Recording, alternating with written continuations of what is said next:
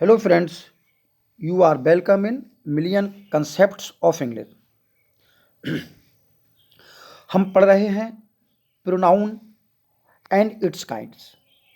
तो पिछले वीडियो में हमने प्रोनाउन और उसके काइंड्स के बारे में ब्रीफ में पढ़ा था और कहा था कि प्रत्येक प्रोनाउन को हम विस्तार से पढ़ेंगे, वन बाय वन पढ़ेंगे।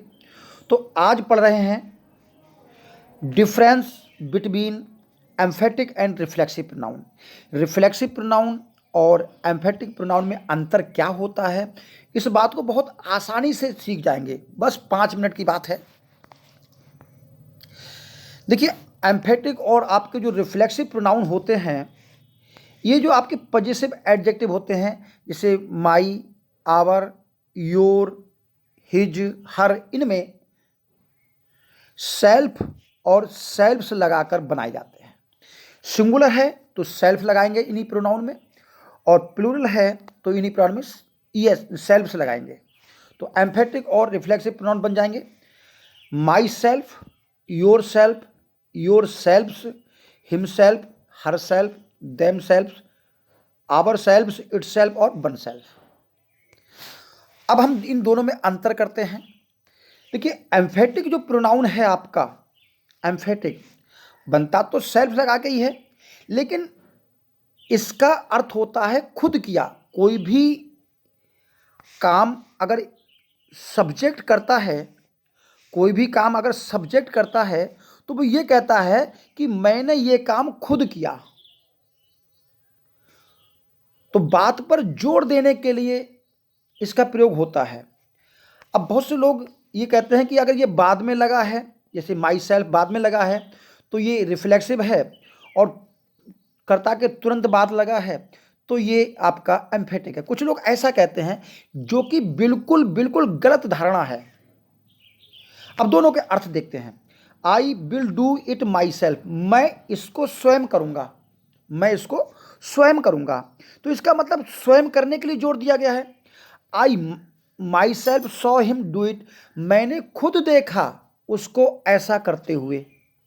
तो दोनों ही स्थिति में ये जो प्रोनाउन है माई सेल्फ, ये आपका एम्फेटिक है।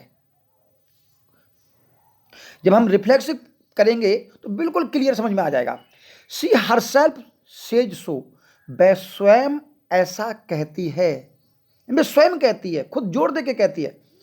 They themselves admitted their guilt, उन्होंने खुद अपने अपराध को, अपने दोष को स्वीकार किया, खुद स्वीकार किया, किसी और ने स्वीकार नहीं करवाया, खुद स्वीकार किया। तो यहाँ पर एम्फेटिक शब्द का अर्थ है जोर देना, जिसमें जो सब्जेक्ट होता है वो अपने इस बात पर जोर देता है कि ये काम उसने खुद किया है। अब रिफ्लेक्सिव समझिए। देखिए, रिफ्लेक्सिव समझने के लिए यह है कि खुद के लिए किया। क्या किया? खुद के लिए। तो रिफ्लेक्सिव प्रोनाउन क्या है? ट्रांजिटिव वर्ब का ऑब्जेक्ट होता है। ट्रांजिटिव वर्ब का ऑब्जेक्ट होता है। मेन पॉइंट सिर्फ इसमें यह है कि रिफ्लेक्सिव प्रोनाउन जो होता है, आपकी जो सकर्मक क्रिया है, उस सकर्मक क्रिया का कर्म होता है। अब इस सेंटेंस को देखिए, आई हर्ट यू। तो आई इसमें सब्जेक्ट है और इसने एक्शन किया है हर्ट, और इसका असर हुआ है यू। तो यू यहां पर ऑब्जेक्ट है हर्ट वर्ब का। हर्ट आपकी ट्रांजिटिव वर्ब है, सकर्मक क्रिया है। तो सकर्मक क्रिया का ये क्या है? ये ऑब्जेक्ट है। तो इसने जो हर्ट का एक्शन किया गया है, ये इसके लिए किया है, यू के लिए किया है। अगर यही एक्शन वो खुद के लिए करता तो रिफ्लेक्सिव होता। देखिए कैसे, आई हर्ट, मैंने चोट पहुंचाई। किसको? खुद को। तो खुद को चोट पहुंचाई तो आई ने आई को चोट पहुंचाई। तो यहां पर रिफ्लेक्सिव का जो अर्थ होता है वो प्रतिबिंब होता है, यानी कि लौट कर आना होता है।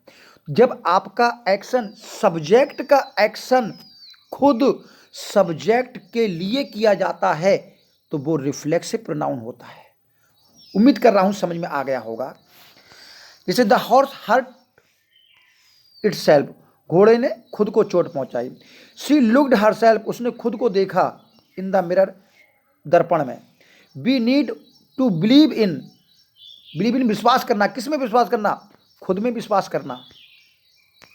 ही कर्स्ड हिमसेल्फ, उसने स्वयं को चोट पहुंचाई, स्वयं को कोसा। तो कर्स किसको कोसा? खुद को कोसा। तो समझ गए, वो जोड़ देने के लिए है और ये ऑब्जेक्ट होता है। और टीजीटी में पूछा गया था कि टू माई सेल्फ क्या है।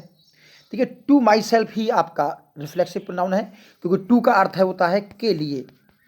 जो एक्शन हुआ वो किसके लिए हुआ? तो टू माई सेल्फ, खुद के लिए हुआ। तो आज के लिए इतना ही। उम्मीद कर रहे हैं समझ में आ गया होगा। Thank you, all the best.